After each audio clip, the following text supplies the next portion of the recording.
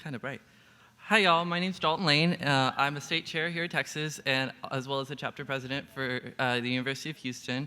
The next person that I'm about to introduce is a true hero in the liberty movement. He's a journalist, constitutional lawyer, and author of four New York Times best-selling books, both based on politics and law. His most recent book, No Place to Hide, is about the U.S. surveillance state and his experiences reporting on the Snowden documents around the world. He has had columns at the Guardian and Salon. He was the debut winner of the Park Center I.F. Stone Award for Independent Journalism in 2008, and also received the 2010 Online Journalism Award for his investigative work on the abusive detention conditions of Chelsea Manning. He also recently just won an Oscar for a documentary, Citizen 4. It's a real pleasure that I'd like to introduce Mr. Glenn Greenwald.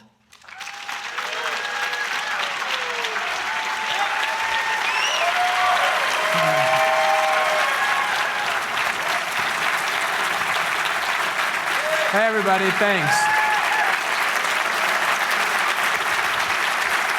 Thank you so much.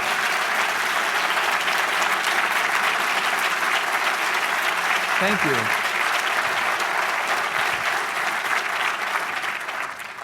Hey, good afternoon, and thanks so much for that really warm reception, and thanks to Dalton for those nice introductory remarks.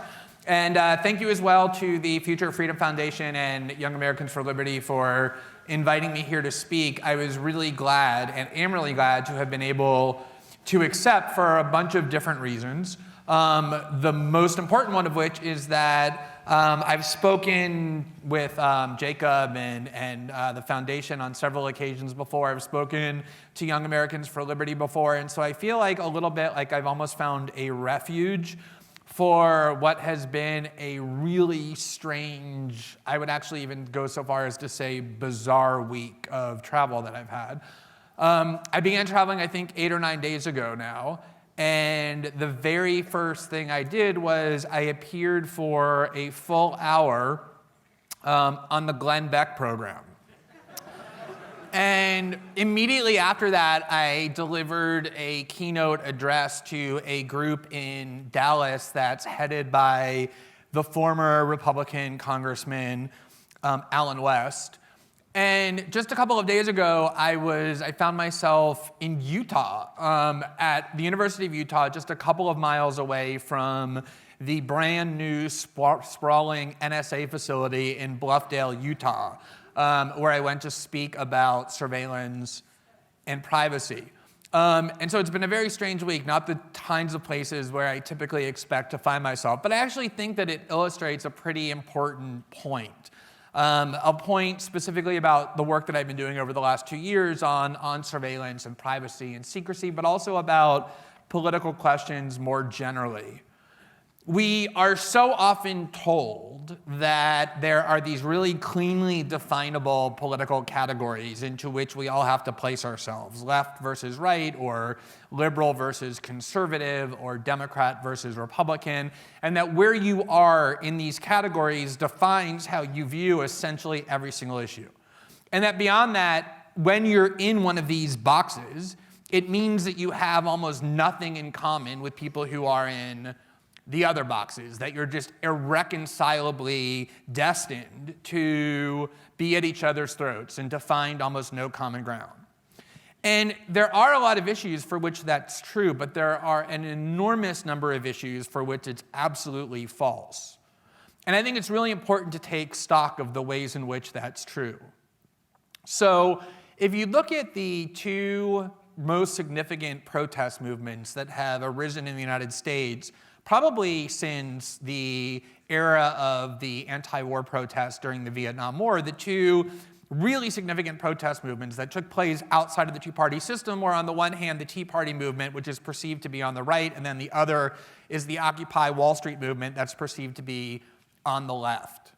And it really is true that they ended up at much different destinations. The Tea Party movement essentially ended up as this very diluted, co-opted arm of the Republican Party, really just a rebranding campaign more than a true ideological movement, and I think Occupy Wall Street ended up very diluted as well through a combination of excessive police force and subservient courts that put an end to the peaceful assembly rights that they were exercising.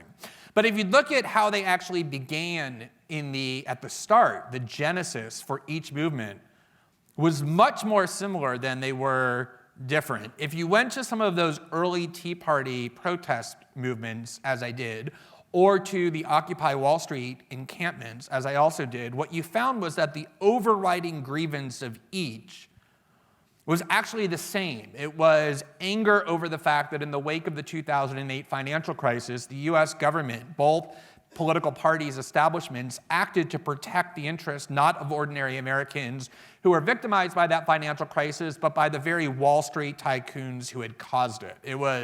They were really movements that were born out of anger over the bailout of Wall Street, each of them in almost exactly the same ways. And there's lots of other examples. When Congressman Ron Paul, with whom I was just speaking backstage, went to finally be able to take his dream of auditing the Fed and convert it from a fantasy into a reality, he teamed up with one of the most left-wing members of Congress, Alan Grayson, and they formed this bipartisan coalition that finally enabled a bill to get passed that subjected the Fed to at least some degree of accountability and transparency. And if you look at the clearly rapidly growing opposition to mass incarceration and the war on drugs, it is very difficult, I think, to categorize that as either a movement of the right or the left. You probably have an equal measure opposition on both ends of that spectrum, which is really one of the only reasons why it's now starting to finally become potent.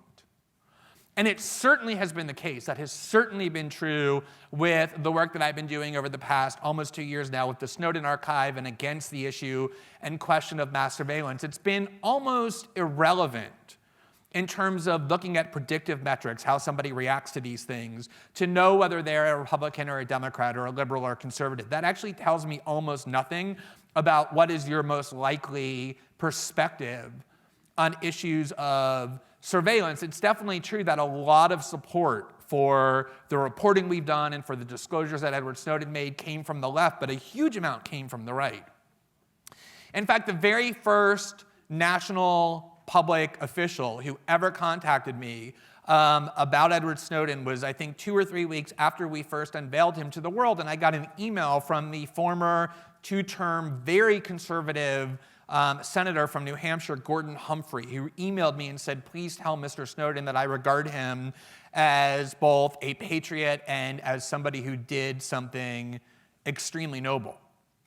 And when there was the first bill introduced in Congress after we began the reporting, a bill to defund the entire NSA bulk collection of Americans, that program, which was inconceivable since 9/11, the idea that there would be a bill introduced to defund an entire Pentagon program that was justified in the name of counterterrorism. That had been impossible until very recently. And when that bill was introduced, it had 2 primary sponsors.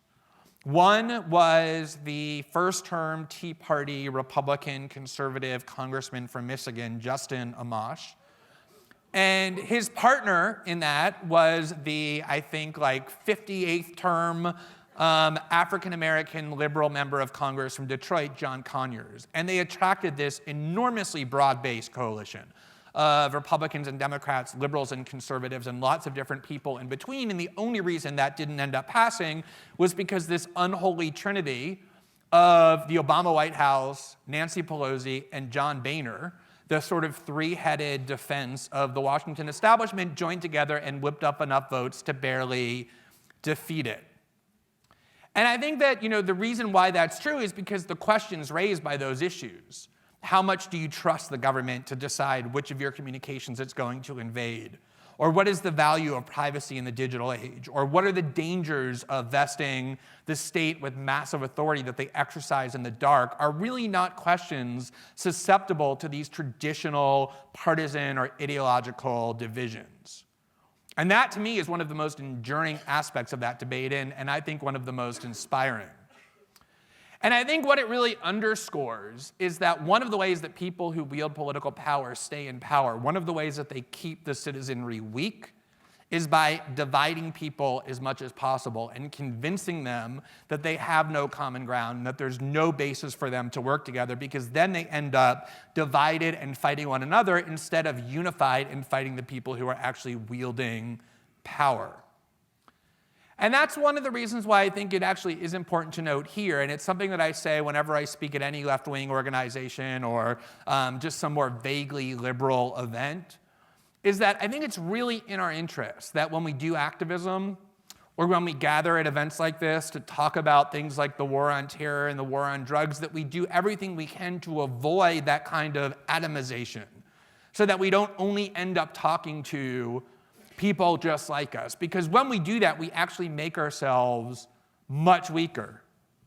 There are enormous numbers of people and very effective groups filled with experts who are African American or from communities of color or who are Muslim American, who advocate as effectively and eloquently as anybody the reasons why the war on terror and the war on drugs are linked and why they both need to be stopped and defeated. And I think we're always much stronger. And I say that there and I say that here when we think about the ways that we're being purposely divided and how much stronger we would be if we actually integrated those efforts in the way that coalitions require.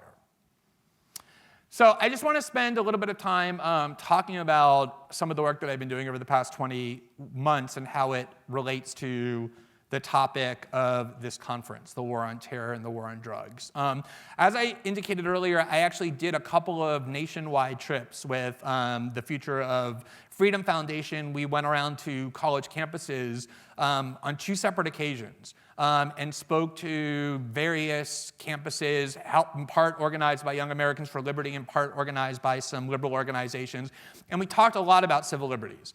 And that was sort of before I got consumed by doing the work on privacy and surveillance that I've been doing for the last 2 years. And when I first started doing events like this and talking about the Snowden reporting, I conceived of it and therefore spoke about it in terms of those narrow issues. What is the value of privacy? What is the danger of government surveillance? And my thinking on those questions about what the true significance of the Snowden revelations have really evolved. And therefore, the way in which I talk about these issues has changed pretty dramatically. It has really broadened. Because ultimately, I actually don't think that the most significant questions that ended up being debated for the first time as a result of these revelations have been about privacy and surveillance. I actually think they're much broader than that. I think they're about the proper role of journalism in democracy, the threat of government secrecy, the role that the United States plays in the world, the way in which President Obama's image is so fundamentally different than his actions. I think there's been a very sweeping sort of debate that has happened far beyond those specific topics. And one of the questions that I get asked all the time in pretty much every single interview that I do, not just in the United States, but around the world about these issues is, this is probably the question I get more than any other. Journalists are very predictable. They ask the same questions over and over.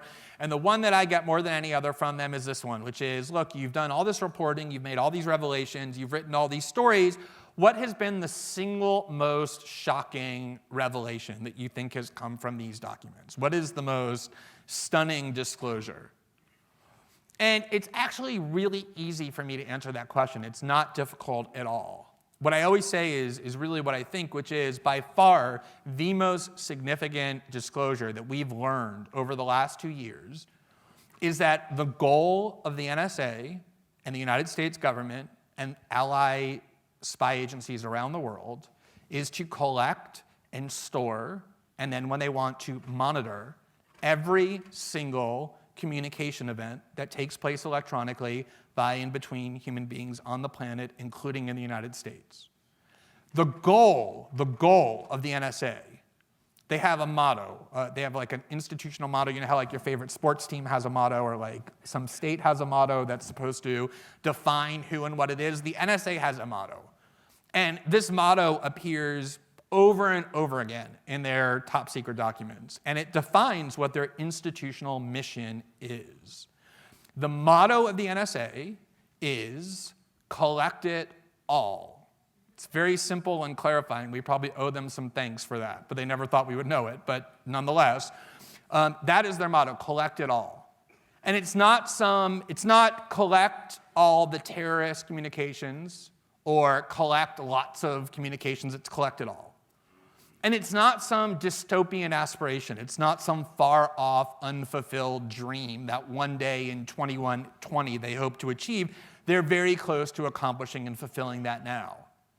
And the proof of that is that every single day, the NSA collects and stores billions, with a B, billions of communication records of Americans and people around the world and their communication activities that take place on the telephone and the internet. In fact, the greatest challenge the NSA had for so long, if you go and look at what they were worried about in 2009 and 2010, was that they were collecting so much information every single day about entire populations, including its own, that they literally were incapable of physically storing it anywhere. Now think about how stunning that is. Digital information can now be stored, gargantuan amounts of it, on tiny little thumb drives. So if the NSA, with all of its huge, sprawling facilities all over the world, is incapable of physically storing what they're collecting, that is a really potent indication of the mind-bending amount of data that they are collecting about innocent people every single day all over the world. And the reason I find that so stunning, the reason I say that that to me is the most significant revelation by far, is not because of the profound way that subverts privacy rights, although it does profoundly subvert privacy rights. The reason why it's so significant is because it is such a profound subversion of democracy. I mean, think about this. Whatever else your views are on surveillance, like some people stand up and say, you know what, I think it's really good that the government's reading my emails because it's kind of like my daddy figure. I want them to keep me safe from the bad people. And other people say, no, I'm actually not comfortable with it. But whatever else is true about that debate, like wherever else you fall on that spectrum, it certainly is the case that if the United States government is going to take the internet, probably the most significant human innovation in decades, if not centuries, and all of the promise that it has for democratization and liberalization and evening the playing field in terms of how power is distributed among human beings, if the US government is going to take that and turn it into a realm of mass unlimited surveillance, whatever else is true, that's one of the most profoundly consequential things the US government could do, and yet it did it completely in the dark, without an iota of disclosure or debate or democratic deliberation of any kind.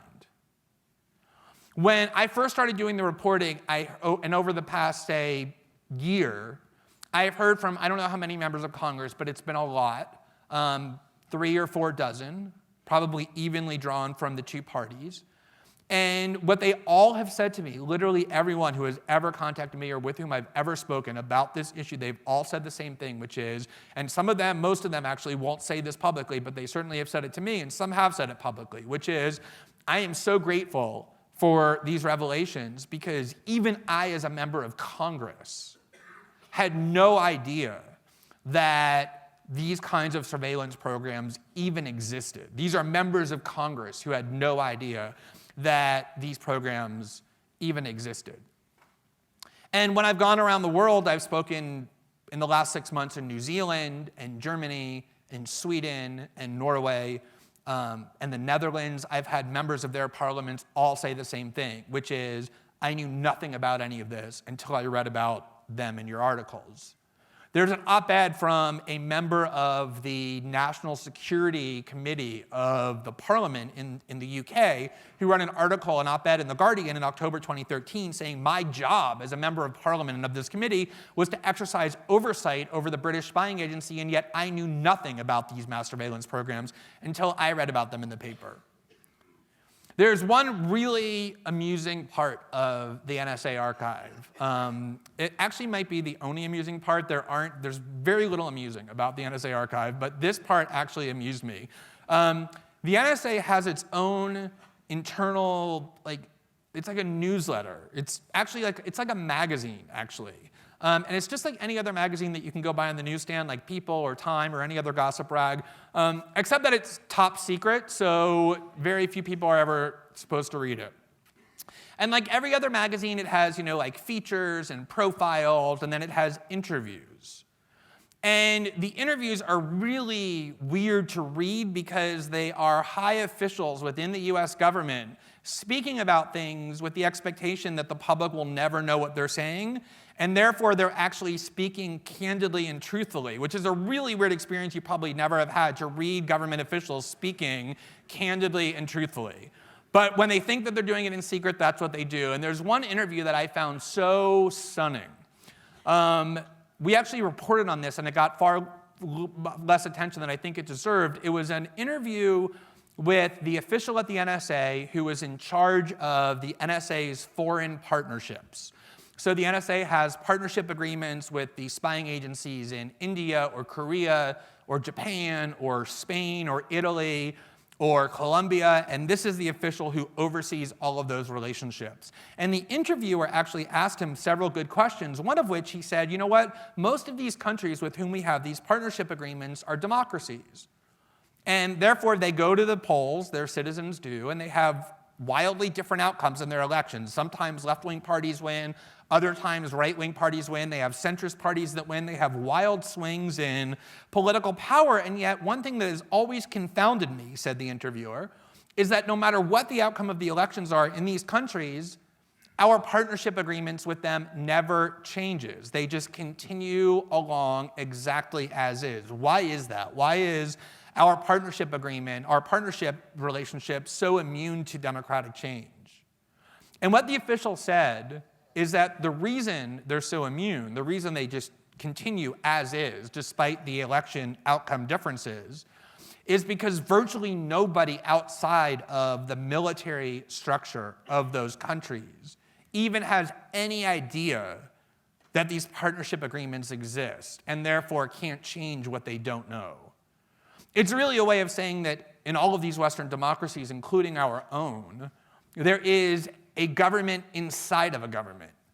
You have this unelected, secretive, national security state that is completely immune from democratic accountability, that makes profoundly consequential decisions without any debate, let alone limitations. And then you have this shell of democracy that impotently surrounds it.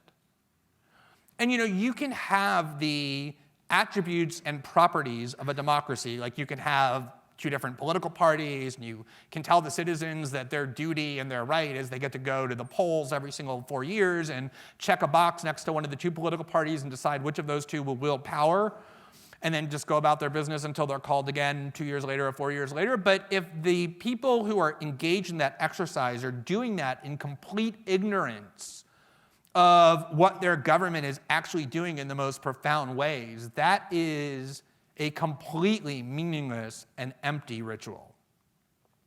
And I think the key to that fact has been how pervasive secrecy has become. I think it's actually the key to the reporting I've been doing over the past 20 months, and I think it's actually the key ingredient as well to the abuses of the war on terror and the abuses of the war on drugs. I think secrecy is actually the key to all abuse of power, just like transparency is the ultimate disinfectant and antidote to it. And I just want to spend a little bit of time talking about how pervasive secrecy has become in this country that we call a democracy.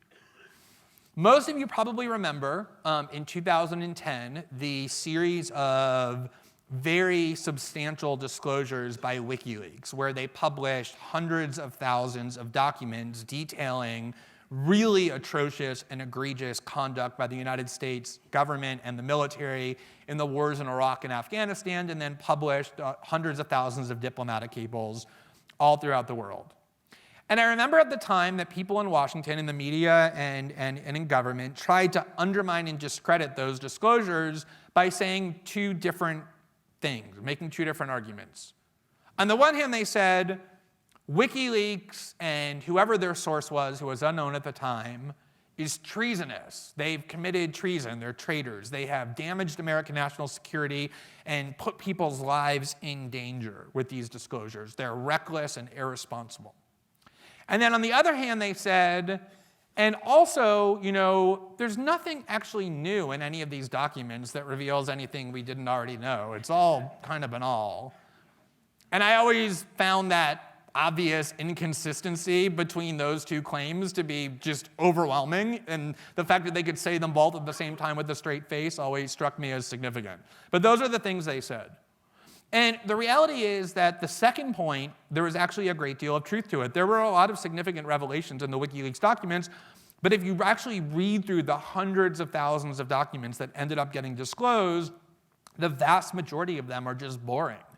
They don't really reveal anything. They're just trivial, banal kind of events that happen in every workplace, including the US government. What was actually significant about those banal documents that revealed nothing is that somebody, with respect to every single one of them, stamped at the top of each page, classified or secret or confidential or top secret, which meant that it was a felony for anybody to disclose them. And the same thing is true with the Snowden archive. If you read through hundreds of thousands of NSA documents, which, as you may have heard, is what I've spent the last 19 or 20 months of my life doing, the thing that will strike you the most is not that on every single page there are jaw-dropping revelations. There are on a lot of the pages, but most of the pages are just dull and inconsequential and insignificant. They are debates over what should be the menu for the lunchroom, or small, trivial employee grievances over holidays, things that happen in all of our workplaces every single day. And yet at the top of every page is stamped top secret, every single page. And what this reflects, what this demonstrates, is that our government, the US government, reflexively classifies every single thing that it does, from the most significant to the most inconsequential, as secret or top secret. It has purposely constructed a wall of secrecy behind which it functions, so that what we know about them, except in very rare cases, is virtually nothing. We have a democracy in which we exercise the right to vote in more or less utter ignorance of what the government is really doing. And I think sometimes about why that's not more of a scandal, why it's not more of a scandal that the government, not just in special cases, but in virtually every case, conceals what it's doing from the population. Just as I've spent a long time thinking about why it's not more of a scandal that the government asserts the right to target American citizens for assassination without even a shred of due process, or can put 25% of the world's population into prisons, even though we only have 5% of the world's population. And I think that the reason for this is that as citizens, we've come to think about politics and our government in a fundamentally misguided way. I think what we've come to conclude is that the reason that we need transparency and safeguards and limitations on the exercise of power is because occasionally there will be bad men or women who exercise that power, and in those specific instances, some limitations or transparency is needed, specifically when there's somebody from the party to which we don't belong who happens to win the election. Then and only then are those kinds of concerns justified or valid. And I know this a lot from my own personal experience. I began writing about politics in early 2005. And at the time, I was a constitutional lawyer, and I began writing because I was concerned about a fairly narrow range of issues involving abuse of executive power, excessive secrecy, things like putting Americans into prison without charges of any kind, even ones detained on US soil. And because it just so happened that at the time I began writing about those things, there was a Republican occupying the White House, my biggest fans by far, the people who were most enthusiastic about the work I was doing, were liberals and progressives and Democrats who thought that what I was doing was absolutely wonderful. And meanwhile, there was a group of people who thought that I was essentially the reincarnation of Satan, and those people tended to be conservatives and Republicans. And it was pretty much divided along those lines, more or less cleanly. And then starting at around, I don't know, I guess maybe like January 20th, 2009, more or less, my entire world changed. And all of these liberals and progressives and Democrats, not all of them, but a good number of them who had previously been very supportive, reconsidered and said, you know what, maybe we don't actually like him much at all. And then at the same time, I had all these new Republican and conservative friends. And it was really just, the whole world, my whole world had been turned upside down. And the reason why I say I think that's so fundamentally misguided is because the reason that people need transparency and limitations and accountability in the exercise of their political power is not because certain human beings are bad and certain human beings are good and the bad ones need limits. It's because what it means to be a human being, the essence and defining properties of human nature, mean that it is inevitable, not likely or probable, but inevitable, that power will be fundamentally abused if it's exercised without constraints and limitations and balance. And this, the reason why I get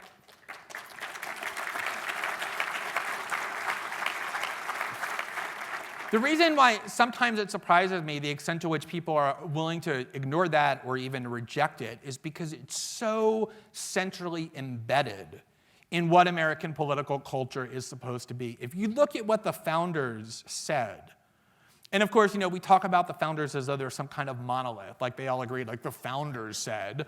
And in reality, the founders were at each other's throats and might have even been more polarized than we are today. But there were a couple of just fundamental truths on which they all agreed, and it typically had to do with these generalized recognitions about what human nature was. And of course, their central concern was we just fought this extremely bloody and draining war against the most powerful empire on the planet, and now we want to go and recreate this new centralized authority. How do we ensure that we're not going to replicate the abuses from which we just emancipated ourselves? And their answer was, we have to understand that human nature will guarantee that it does get replicated, that those abuses and those tyrannies will be repeated if there aren't all kinds of limits, not for some leaders who are bad, but for all of them. And I just want to read you a couple of quotes that just illustrate how kind of categorical that recognition was on the part of the people who formed the country, who were all taught to, if not venerate, at least consider to have had a lot of good ideas. Thomas Jefferson said, quote, "In questions of power, let no more be heard of confidence in men, but instead chain him down for mischief with the chains of the bind him down for mischief with the chains of the Constitution."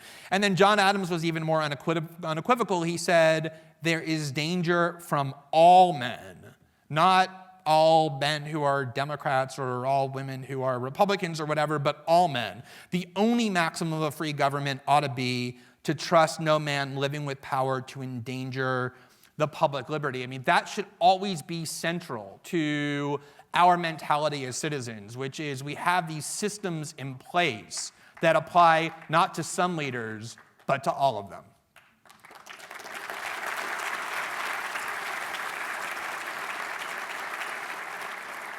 So I just want to spend a little bit of time talking about what, I don't even know if I have a title for this speech, but I think the title of the event has to do with the war on terror and the war on drugs, and it's a fascinatingly perfect time to have that discussion because I think it always is important to realize that no abuses ever happen in isolation.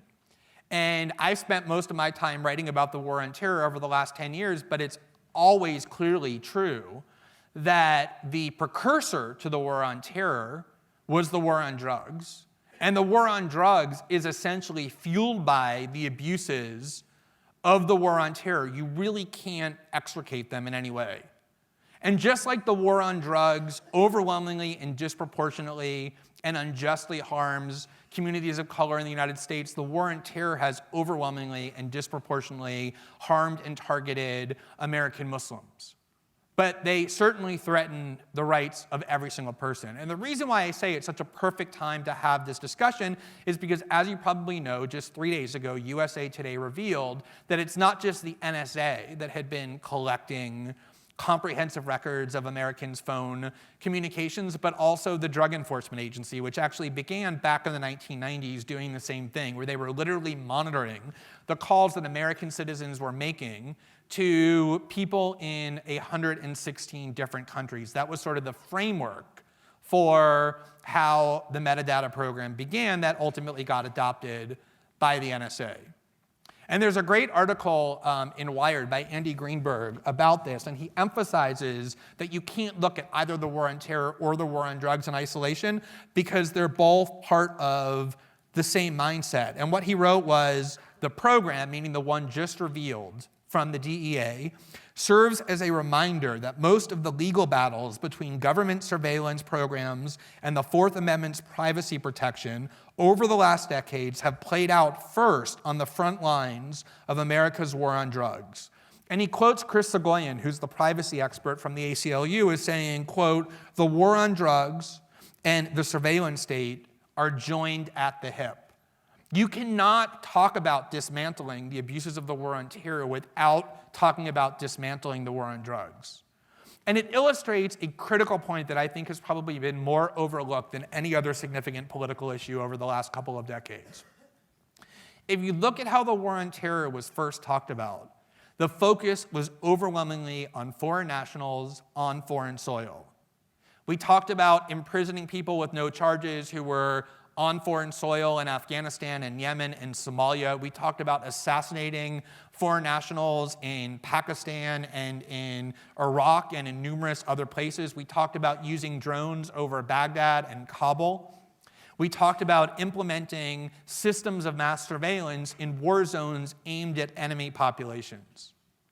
And what has happened over the past decade, and it's really been overlooked, is that insidiously, but inexorably, the war on terror has been imported into the United States so that it is now aimed increasingly not at foreign nationals but American citizens, not on foreign soil but on our own soil. And you see this in the rhetoric of war on terror officials. 10 years ago, they would say the greatest threat is from Al-Qaeda. And then that morphed into the greatest threat is from its affiliates, such as Al-Qaeda in the Arabian Peninsula. And that has now morphed into what they say always is the greatest threat, which is the threat of homegrown terrorism. And you now have drones flying not over Baghdad and Kabul, but over most mid-sized and large American cities. And instead of having surveillance aimed at the entire population of Baghdad, which was first pioneered by General Keith Alexander when he was in Iraq, you now have it aimed at the entire American population. And the Patriot Act, which was enacted in the name of terrorism, has been used far more for domestic crimes having nothing to do with terrorism, including drug offenses. When you start to legitimize power abuses against more marginalized groups, foreign nationals on foreign soil, inevitably that will seep into the domestic population. That's the history of empires generally, is they abuse the populations that they conquer, and then those abuses seep into the imperial capital because the mindset itself becomes legitimized. And there are all kinds of commonalities in the mindset between the war on terror and war on drugs, most of which have to do with unwarranted trust in political leaders, the belief that violence and force is the answer to every single social pathology, and most of all, letting ourselves be placed in fear over very remote threats and causing that fear to submit to authority and to the power it seizes. That is the really toxic formula that has fed the war on terror and the war on drugs, and it's why neither can be defeated until they both are. So I just want to end with one sort of anecdote about the work I've been doing for the last 20 months. And it's an anecdote I like to share because it actually really profoundly influenced me in lots of different ways, and will probably influence how I look at the world for the rest of my life. And it's an anecdote I particularly like to share when I speak to college groups or younger people on campuses, but really pretty much everywhere I go and speak, I try and talk about this experience I had. When I went to Hong Kong with my colleague Laura Poitras in June of 2013 to meet Edward Snowden, we knew almost nothing about who it was that we were going to meet. We knew that he was somebody who had claimed to have enormous numbers of top secret documents that incriminated the US government in a campaign of mass surveillance aimed against its own population, but we knew almost nothing else about him. We didn't know his name, we didn't know where he worked, we didn't even know his gender or his race, and we definitely did not know his age. And when we got to Hong Kong and met him and saw how young he was 29 years old at the time, but he looked, probably 5 or 6 years younger than that. He looked like this sort of, like vaguely nerdish kid who you see in every grocery store, who I've seen many times already at this event. It was shocking and disorienting to us. And I remember Laura and I just being, completely confounded. And we had to spend 2 or 3 days doing extra investigation to make sure of his bona fides, that he really was who he said he was, and that he was doing it for the reasons that he said. And once we were able to determine that he was who he said he was, this realization kind of dawned on me almost instantly, which is that, Edward Snowden wasn't just some 29-year-old kid. He was somebody who was as ordinary as it gets. He grew up in a, at best, lower middle class environment. His father was in the Coast Guard for 30 years. He didn't finish high school. He was working in enormous institutions in obscure positions for big corporations like Dell or Booz Allen, or for the CIA and NSA. He was completely ordinary in every way. He had no power, no position, and no prestige. And yet, through nothing more than an act of conscience, really just an act of pure courage, Edward Snowden changed the world. He did. He literally changed the world. He changed how hundreds of millions of people think about enormous numbers of profound topics. He disrupted diplomatic relations. He radically changed how people behave on the internet. He caused new international organizations and reform movements around the world to begin, and he caused a debate for the first time about the value of individual privacy in the digital age and our relationship to the government. He changed the world. And one of the things that's so fascinating is that if you look at the most significant social change over the past several centuries, what you typically find is that the most significant social change occurs not by great leaders organizing massive movements and gaining power, but by really ordinary people just one day taking some kind of action that catalyzes massive change, whether it's Rosa Parks refusing to sit at the back of the bus one day because she had had enough and fueling this worldwide civil rights movement, or a Tunisian street vendor who just spontaneously set himself on fire in protest of long-standing Arab tyranny and spawned an extraordinary democratic revolution against the world's most entrenched despots. That really is the lesson of history. And I think the lesson of Edward Snowden and the lesson of political history is that any institution built by human beings, no matter how formidable or powerful they might seem, can be altered or undermined or torn down and replaced by other human beings if the will and the conviction and the values are summoned. And it's something that we, on some level, almost like to resist. Ever since I've been writing about politics, I've noted this kind of defeatism. Like people say, well, I feel really strongly that these injustices have occurred, but deep down I don't really believe I can do anything about them. I'm just not powerful enough to figure out what to do about them. It's almost pleasant to think that, because it kind of relieves us of the responsibility of trying, right? If we tell ourselves, well, I don't have any power against these massive institutions, you can kind of put your feet up in the comfort that you don't really have a choice. But it's actually really a fiction. That is a fraud, that defeatism. Just like people in power like to keep us divided so that we're not unified against them, they also like to convince us that we're actually impotent, that we're powerless against them. And it really is an illusion. It's a fiction. It is a fraud to think that. And I think that is what the lesson of history teaches us. And when we come to events like this and we think about things like the injustices of the war on terror and the injustices of the war on drugs, I think it's extraordinarily important not to think about those injustices in an abstract or intellectual way, but to think about the ways in which they harm huge numbers of human beings, our fellow citizens and people around the world. And then after that, to realize that although we don't have to do something as extreme as a Rosa Parks or or a Tunisian street vendor or an Edward Snowden has done, that we all have the power within ourselves to make choices that reflect what our values really are and that can really make a big impact in confronting those injustices in the world. So with that, I thank you very much for listening and look forward to talking again at the panel. Thanks so much.